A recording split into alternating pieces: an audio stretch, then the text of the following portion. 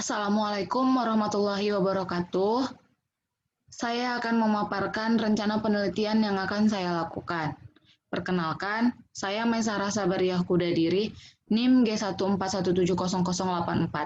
Adapun judul penelitian saya yaitu pengelompokan provinsi terdampak coronavirus disease 19 atau COVID-19 berdasarkan indikator kesehatan lingkungan di Indonesia, yang dibimbing oleh Ibu Vika Silvianti SSI MSI dan Bapak Farid Muhammad Afendi SSI MSI. Berikut adalah pokok bahasan pada presentasi hari ini. Latar belakang, tinjauan pustaka, metodologi penelitian, dan daftar pustaka. Latar belakang. Coronavirus disease 19 atau COVID-19 pertama kali muncul di Wuhan, Cina, dan menyebar di berbagai negara. Indonesia merupakan salah satu negara yang terdampak COVID-19. Seluruh provinsi di Indonesia telah melaporkan jumlah kasus COVID-19. Indonesia melaporkan di penghujung tahun 2020 terdapat penambahan 8.074 kasus, sehingga total 743.198 kasus COVID-19 pada tahun 2020. Upaya untuk melindungi kesehatan manusia dari penyakit menular seperti COVID-19 yang terjadi saat ini sangat penting untuk menyediakan fasilitas air bersih dan sanitasi yang aman serta lingkungan yang bersih.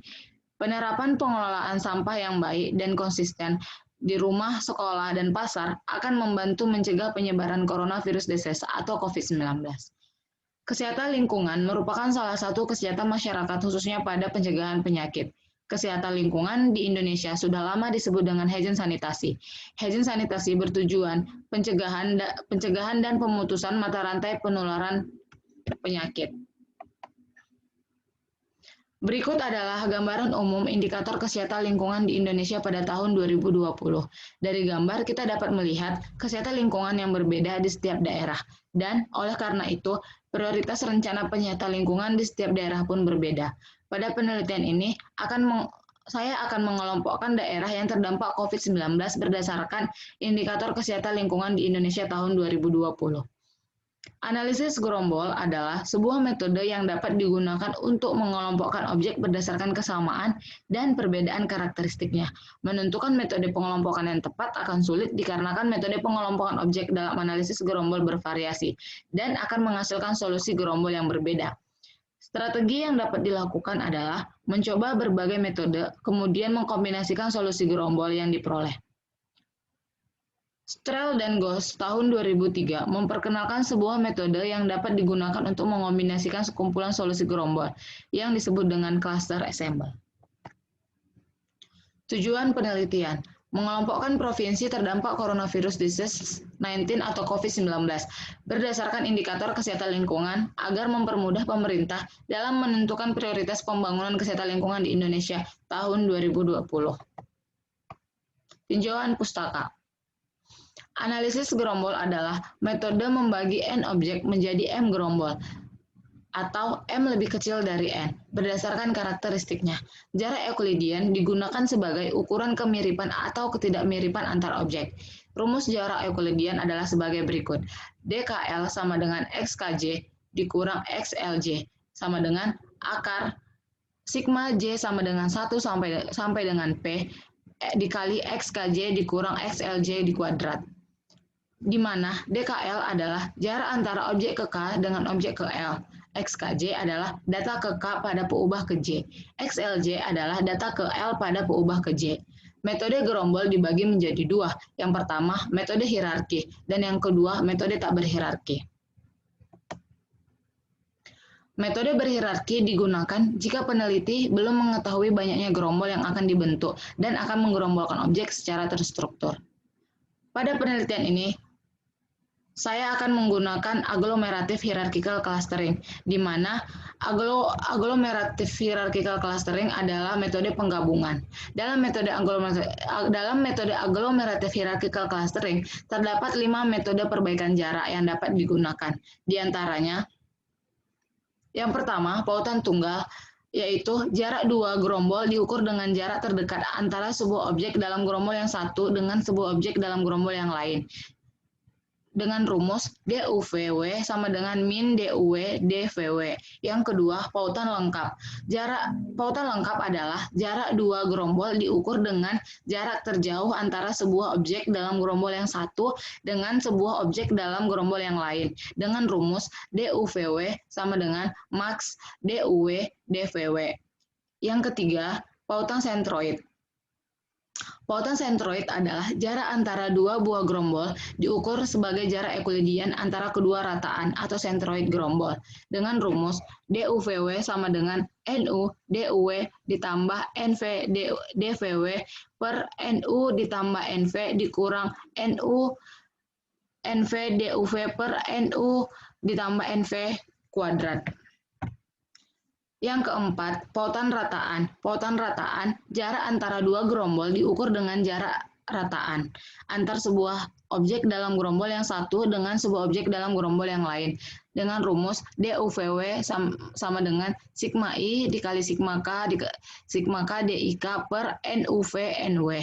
Yang terakhir adalah pautan Ward, di mana pautan Ward adalah jarak antara dua buah gerombol sebagai jarak antar median dengan rumus SSE sama dengan sigma J sama dengan 1 sampai dengan P dikali sigma I sama dengan 1 sampai N X kuadrat IJ dikurang 1 per N dikali sigma I sama dengan 1 sampai dengan N X IJ dikuadratkan. Metode tak berhierarki. Metode tak berhierarki digunakan untuk mengelompokkan objek di mana banyaknya gerombol yang akan dibentuk dapat ditentukan terlebih dahulu. Metode tak berhierarki yang umum digunakan adalah kerataan menurut Belinda et al. 2019. Berikut adalah langkah-langkah metode kerataan. Yang pertama, bagi objek ke dalam K gerombol awal. Yang kedua, masukkan tiap objek ke suatu gerombol berdasarkan rataan terdekat. Yang ketiga, ulangi langkah 2 sampai tidak ada lagi pemindahan. Cluster Assemble. Cluster Assemble diperkenalkan oleh Strel dan Gauss tahun 2003, yaitu sebuah metode yang digunakan untuk mengombinasikan sekumpulan solusi gerombol. Metode ini memiliki keunggulan dibandingkan dengan metode penggerombolan lainnya, yaitu dapat meningkatkan kualitas dan kekekaran solusi gerombol. Berikut adalah kerangka ilustrasi Cluster Assemble. X, di mana X adalah data pengamatan, C1, C2, C3 adalah metode penggerombolan. Lambda 1, lambda 2, lambda 3 adalah hasil penggerombolan dari setiap metode penggerombolan yang digunakan. Sedangkan gamma adalah fungsi konsensus yang memetakan sekumpulan solusi gerombol menjadi solusi gabungan hingga diperoleh satu hasil penggerombolan akhir yang disimbolkan dengan lambda.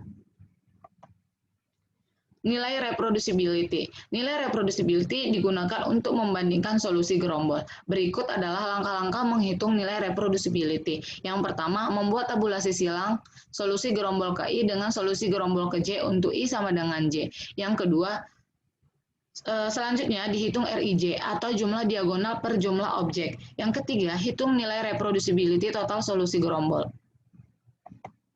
Selanjutnya, evaluasi hasil gerombol. Pengukuran validitas yang dapat digunakan adalah compactness atau CP. CP mengukur jarak rata-rata antara setiap pasang titik data yang terdapat di dalamnya gerombol yang sama. Berikut adalah rumus CP.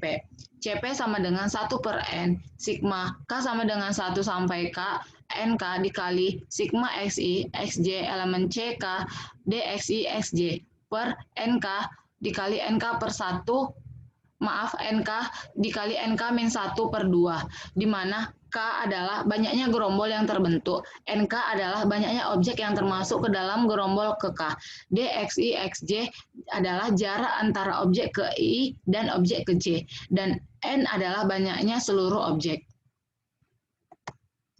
Selanjutnya, metode penelitian. Data yang digunakan pada penelitian ini merupakan data sekunder yang diperoleh dari Kementerian Kesehatan Republik Indonesia, yaitu data indikator kesehatan lingkungan dari seluruh provinsi di Indonesia tahun 2020, meliputi 34 provinsi dan 6 peubah berskala numerik.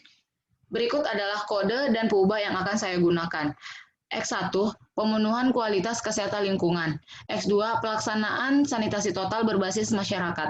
X3, pengawasan kualitas air minum. X4, pengelolaan limbah medis. X5, tempat pengolahan makanan memenuhi syarat kesehatan. Dan yang terakhir adalah X6, tatanan kawasan sehat. Berikut adalah prosedur analisis data yang akan saya gunakan. Yang pertama, mulai. Yang kedua, eksplorasi data. Eksplorasi data untuk melihat gambaran umum mengenai kesehatan lingkungan di Indonesia tahun 2020. Selanjutnya, analisis gerombol berhierarki dan tak berhierarki. Selanjutnya, hitung nilai reproducibility dan tentukan solusi terbaik sementara. Selanjutnya, transformasi anggota ensemble ke dalam bentuk matriks indikator. Selanjutnya, cluster on clustering. Selanjutnya, hitung kembali nilai reproducibility. Selanjutnya, bila sama dengan solusi terbaik sementara, maka diberhentikan. Selanjutnya, lakukan perhitungan reproducibility adjusted. Selanjutnya, evaluasi hasil penggerombolan dan selesai. Selanjutnya adalah daftar pustaka. Berikut daftar pustaka yang saya gunakan pada penelitian ini. Sekian dan terima kasih.